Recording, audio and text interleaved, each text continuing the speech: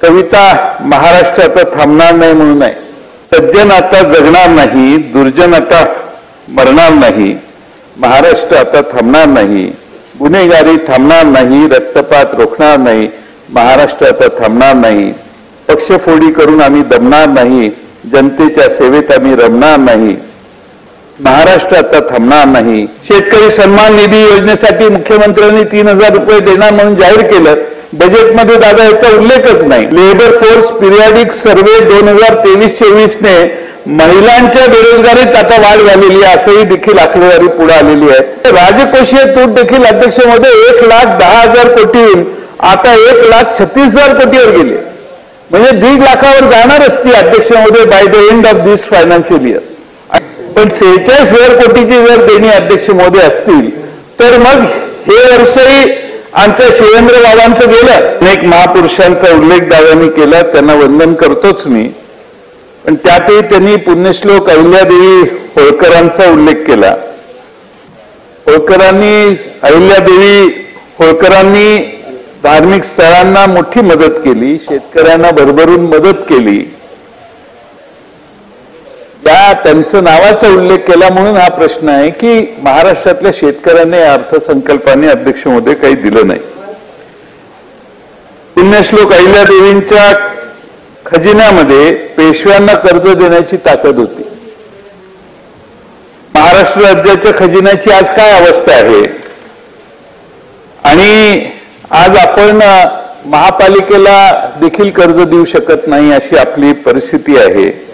कारण आपणच एवढं कर्ज काढलेलं आहे की 20-21 साली आपल्यावरचं कर्ज 5,19,000 कोटी होतं. यावर्षी ते 9,32,000 कोटीपर्यंत पोहोचणार आहे. दादांनी कविता दिली, कविता महाराष्ट्र आता थांबणार नाही म्हणून आहे. पण मी विचार करायला लागलो की कविता काही सुचते का बघावं. मला जरा शंभूराजे एवढी मी काही कवीच्या मार्गावरचा नाही आहे, पण तरी 4 वेळी सुचले आहेत. सज्जन आता जगणार नाही, दुर्जन आता मरणार नाही. महाराष्ट्र आता थांबणार नाही, गुन्हेगारी थांबणार नाही, रक्तपात रोखणार नाही. महाराष्ट्र आता थांबणार नाही, पक्षफोडी करून आम्ही दमणार नाही, जनतेच्या सेवेत आम्ही रमणार नाही. महाराष्ट्र आता थांबणार नाही, आश्वासने पूर्ण करणार नाही, विकासाची वाट धरणार नाही. महाराष्ट्र आता थांबणार नाही, रोजगार देणार नाही, शिक्षण व आरोग्याची सेवा सुधारणार नाही. महाराष्ट्र आता थांबणार नाही. अध्यक्ष महोदय, मागच्या वेळच्या भाषणामध्ये दादांनी तुकाराम महाराजांचे अभंग उद्धृत केलेले होते. पण यावेळी मात्र तुकोबांना थोडस दादांनी दूर केलेलं आहे मुनगंटीवार साहेब. आणि प्रश्न असा आहे की का दादा इतके तुकोबांच्या पासून दूर केले? तर ठीक आहे, ते काय हरकत नाही. पण तुकोबाच्या बरोबर आता एकनाथालाही दूर सारायचा प्लॅन तयार केलेला आहे. कारण अध्यक्ष महोदय, एकनाथरावांनी जे काही निर्णय घेतलेले, आनंदाचा शिधा आहे, ज्येष्ठ नागरिक तीर्थाटन योजना आहे, याला काही उल्लेख सभा या अर्थसंकल्पात दिसत नाही अध्यक्ष महोदय. आणि त्यामुळं या अर्थसंकल्पाचं हे देखील एक वैशिष्ट्य आहे. पण खरं म्हणजे अध्यक्ष महोदय, आपल्याला माहिती आहे आपण मराठवाड्यातले आहात. आपल्या प्रभू रामांचा उल्लेख भाषणात झाला. रामटेकला सांस्कृतिक महोत्सव करणार आहे. पण अध्यक्ष महोदय, आपण असं म्हटलं जातं की रघुकुल रीत सदा चली आहे, रघुकुल रीत सदा चली आहे, प्राण जाए पर वचन न जाए. विधानसभेच्या निवडणुकीच्या आधी जी वचनं आपण महाराष्ट्राला दिली, माझ्याकडे मोठा गठ्ठा आहे, याच्यात संकल्प पत्र 2024चा महाराष्ट्र असेंब्लीचा, त्यातलं एकही आश्वासन अध्यक्ष महोदय पूर्ण झालं नाही. अध्यक्ष महोदय, कोरोनाच्या काळात ज्या शिवभोजन थाळीनं लाखो लोकांना आधार दिला, जी भुजबळ साहेबांनी सुरू केलेली, त्यांच्या कल्पनेतनं आलेली ही थाळी बंद करण्याचा निर्णय होऊ नये एवढी अपेक्षा करतो. तुम्ही म्हणताय खाली बसून म्हटलाय तेही मी हे करतो. पण अध्यक्ष महोदय, आज राज्याची अवस्था, अर्थव्यवस्था $1 ट्रिलियन करण्याचं माननीय मुख्यमंत्री महोदय सतत सांगतात. मी अनेक वेळा सांगितलं की त्यासाठी आपला विकासवाढीचा वेग अध्यक्ष महोदय 14-15% गेला पाहिजे. मागच्या वर्षी 8% होता, तो आता 7.3% खाली आला. त्यामुळे $1 ट्रिलियन अर्थव्यवस्था कशी होणार आणि कधी होणार याचा हिशेब केला तर जे उद्दिष्ट सरकारने ठेवले त्याच्यापेक्षा कदाचित दुप्पट तिप्पट कालावधी आपल्याला या व्यवस्थेला पोचायला जाईल असं मला वाटतं. अध्यक्ष महोदय, माननीय अजितदादांनी आणखीन एक मोठा विक्रम केलेला आहे. मला जेवढं माहिती आहे तेवढं बघितलं तर आजपर्यंत महाराष्ट्रामध्ये एवढा महसुली तुटीचा अर्थसंकल्प कोणी सादर केला नव्हता. 45,891 कोटीची महसुली तूट दादांनी सभागृहासमोर मांडलेली आहे. हा अर्थसंकल्प मांडत असताना एवढी प्रचंड तूट अध्यक्ष महोदय, मागच्या 20,000 कोटीची 26,000 कोटी झाली. म्हणजे आता ही जी काही 45-46,000 कोटीची तूट आहे ती सुधीर भाऊ कदाचित 50,000 कोटीवर जाऊ शकते किंवा 60,000 कोटीवर जाऊ शकते. आणि त्यामुळे प्रचंड मोठी तूट अर्थसंकल्पात केली आहे.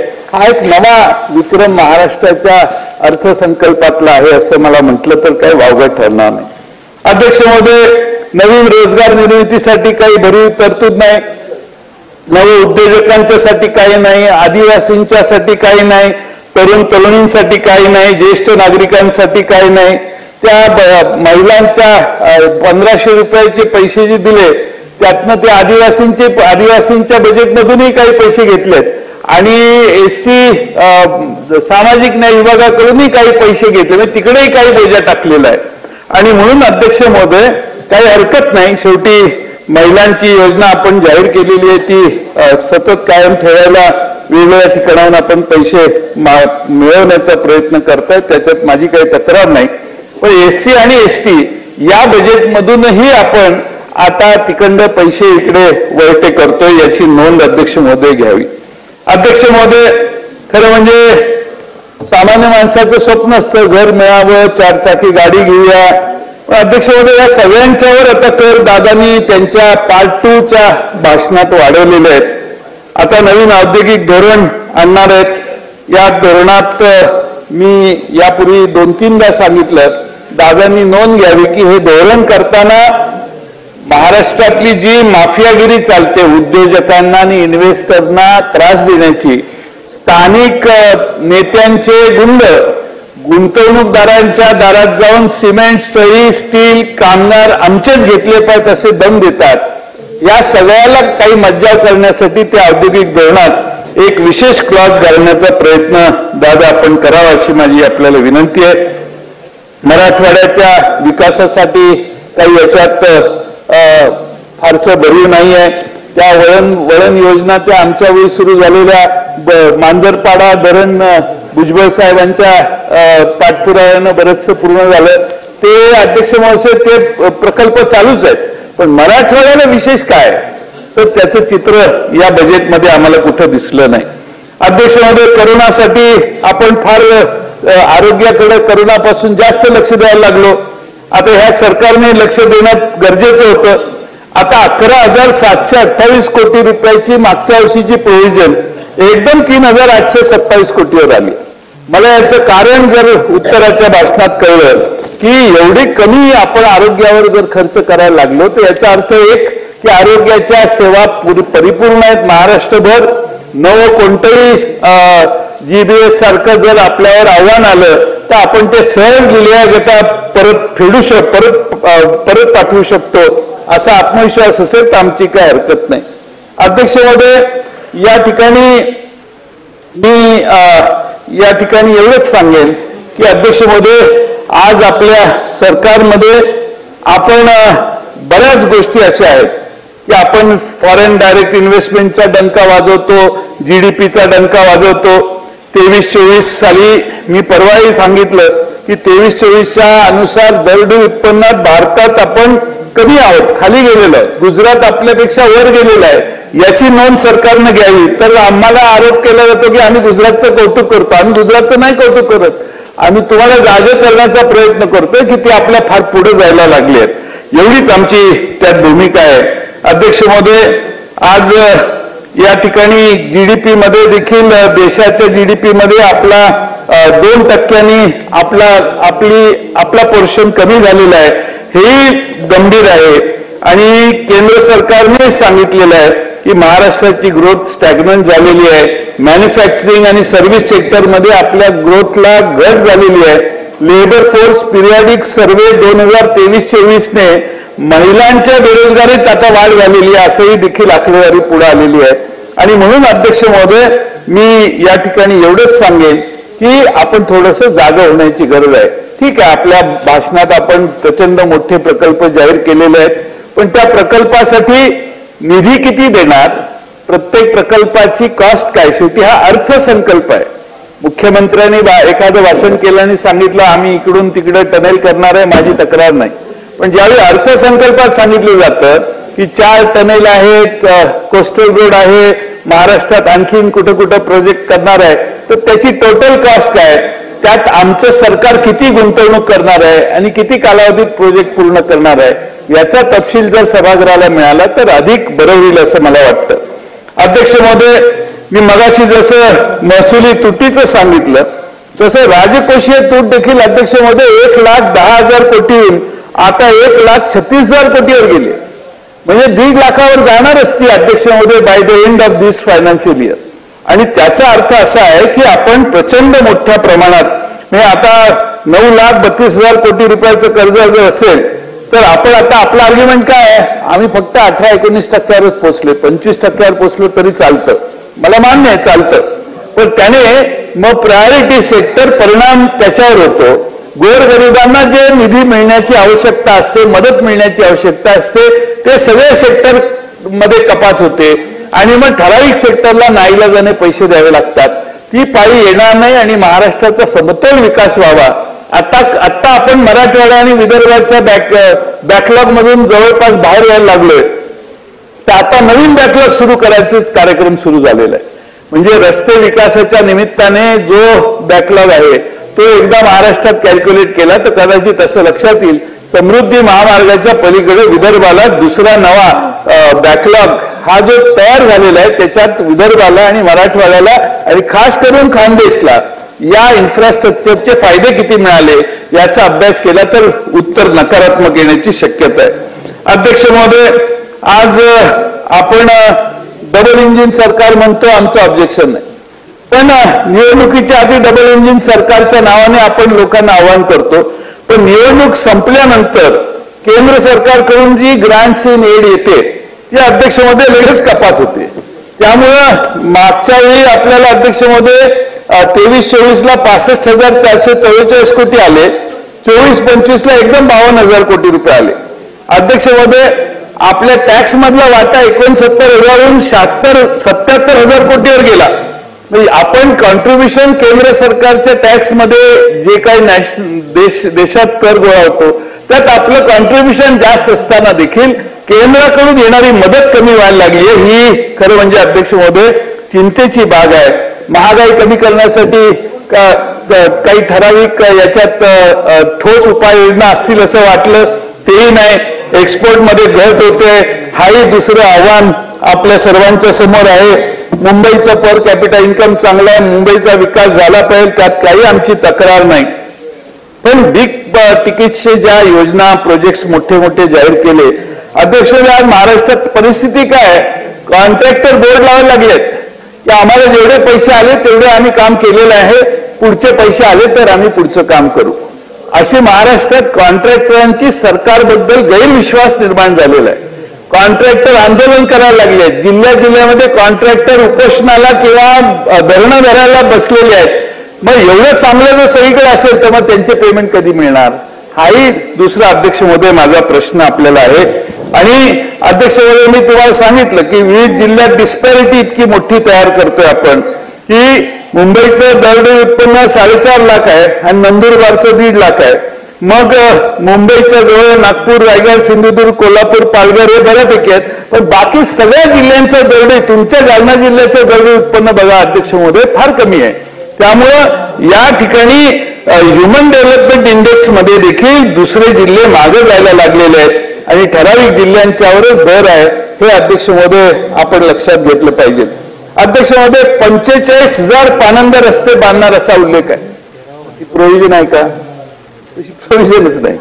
45,000 पानंद रस्ते बांधणार असेल तर किमान एक 10,000 कोटी रुपये तरी दादा उत्तराच्या भाषणात या पानंद रस्त्यांसाठी आपण ठेवाल अशी अपेक्षा करतो. अंगणवाडी आशा सेविकांना 15,000 रुपये पगार करणार होते, कमिटमेंट आहे जाहीर, काही उल्लेख नाही. शेतकरी सन्मान निधी योजनेसाठी मुख्यमंत्र्यांनी 3,000 रुपये देणार म्हणून जाहीर केलं, बजेटमध्ये दादा याचा उल्लेखच नाही. त्याचं काय करायचं? कारण मुख्यमंत्र्यांनी घोषणा केली म्हटल्यावर आपल्याला द्यावेच लागतील, त्याला काय आता ऑब्जेक्शन घेता येणार नाही. ओल्ड एज पेन्शन 1,500ची 2,100 करणार म्हणून उल्लेख होता. धान उत्पादक शेतकऱ्यांना 25,000 प्रति हेक्टर बोनस देण्याचं आश्वासन होतं. घरांचं उद्दिष्ट 22 सालीच पूर्ण ते सरकार करणार होतं. आज परत आपण 23-24 साली 5,156 कोटी रुपये गृहनिर्माणवर खर्च करतोय. पण अध्यक्ष महोदय आपण सांगतोय की नवीन धोरण आणून उरलेली घरं आम्ही पूर्ण करणार. म्हणजे मागे ज्या मोठमोठ्या केंद्राने घोषणा केलेल्या त्या घोषणा अजून घरं पूर्ण झाली नाहीत, म्हणून आता आपण परत आपल्याकडूनही त्याच्यात हे करतोय. काहीच खर्च या सरकारने याच्यात आता धरला नाही आणि त्या सगळ्या जी काही लहान लहान समाज आहेत ते आणि त्यांच्या, मला तर असं कळलं दादा की कंपन्या करणार आहे, महामंडळाच्या अंतर्गत कंपन्या करणार आहेत. पण कंपन्या स्वतंत्र महामंडळ नाही, त्यामुळं ते स्वतंत्र महामंडळ करण्याचं जे इम्प्रेशन जनतेत दिलेलं होतं छोट्या छोट्या समाजाला, त्या छोट्या छोट्या समाजालाही फसवल्यासारखं होईल. त्यामुळे सगळ्यांची महामंडळ करा, असं एका महामंडळाच्या अमरेलीच्या खाली खाली ओबीसी महामंडळाखाली 10-12 खालच्या कंपन्या करणं हे दिस इज नॉट फेअर. आपली कमिटमेंट आहे, महामंडळ करतो, 50 कोटी रुपये देतो आणि ते देण्याचं काम दादा करतील. दादा कधीही दिलेला शब्द मोडत नाही, तशी दादांची हे आहे, ख्याती आहे. आणि म्हणून दादा नक्की मला वाटतं की या 17-18 महामंडळांना 50-50 कोटी रुपयाप्रमाणे 900 कोटी रुपये त्यांच्या उत्तराच्या भाषणात जाहीर करतील. कंपन्यांच्या मार्फत कारभार झाला तर घोटाळा होईल, ती महामंडळच व्हावीत अशी आमची आग्रहाची मागणी आहे. पण तो निर्णय शेवटी तुम्ही केला पाहिजे. शेतकऱ्यांची ग्रोथ रेट, एकच सेक्टर आहे असं साहेब की ज्याच्यात शेतकरी शेती ज्याच्यात यंदाचा ग्रोथ रेट चांगला आहे.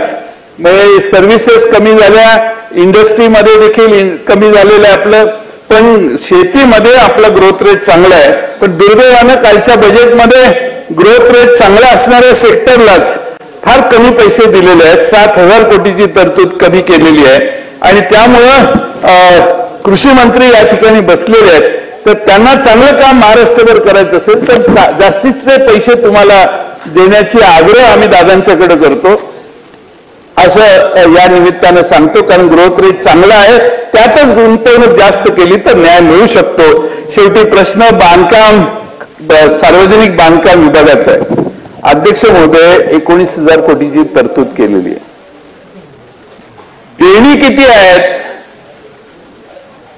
सत्यजित देशमुख, तुमच्या मतदारसंघातल्या कामांची बिलं द्यायची बाकी जर असतील तर ह्या 46,000 कोटीची देणी आहेत, त्यात ती पैसे आहेत.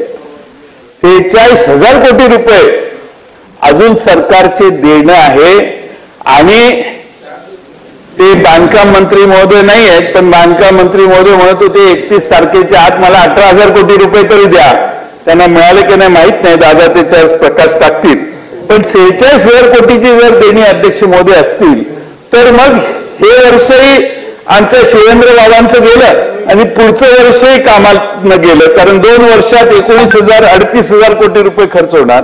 त्यामुळे एवढ्या मोठ्या प्रमाणात सरकारला देणं आहे असं मला वाटतं की थोडी काळजी आहे. मी या निमित्तानं एवढीच विनंती अध्यक्ष महोदय करतो की आपण या अर्थसंकल्पाकडे बघत असताना या अर्थसंकल्पामध्ये आता भारतीय जनता पक्षाने आणि इतर पक्षाने काय कमिटमेंट दिल्या आणि काय पूर्ण झालं याच्या खोलात जाऊन मी सभागृहाचा वेळ घेत नाही. आपण तुम्ही भाजपने तयार केलेला अर्थसंकल्प त्यांनी तुम्हाला दाखवला नसेल तर माझ्याकडे एक कॉपी आम्ही तुमच्याकडे पाठवून देतो. परंतु अध्यक्ष महोदय, या निमित्ताने माझी आपणाला विनंती आहे की आपण महाराष्ट्र हे एक प्रगतिशील असणारं राज्य आहे आणि प्रगतिशील असणाऱ्या राज्याची उत्पन्न प्रचंड आहे. उत्पन्न कमी आहे असं नाही मी म्हणत, उत्पन्न प्रचंड आहे. त्यामुळे कर्ज काढण्याचं जे प्रमाण आपण करतोय, आपण जसं कर्ज काढतो 9 लाखाच्या वर आपण गेलो, परत MMRDA आणि माडा आणि ते हे सिडको आणि बाकीच्या ह्याच्याकडून आपण जर काही पैसे घेतले असतील तर ते आपण ही जी 9,32,000. अशाच नवनवीन अपडेट्ससाठी डिजिटल कोल्हापूर चॅनेलला सबस्क्राईब करायला विसरू नका. आमच्या फेसबुक, इन्स्टालाही नक्की फॉलो करा.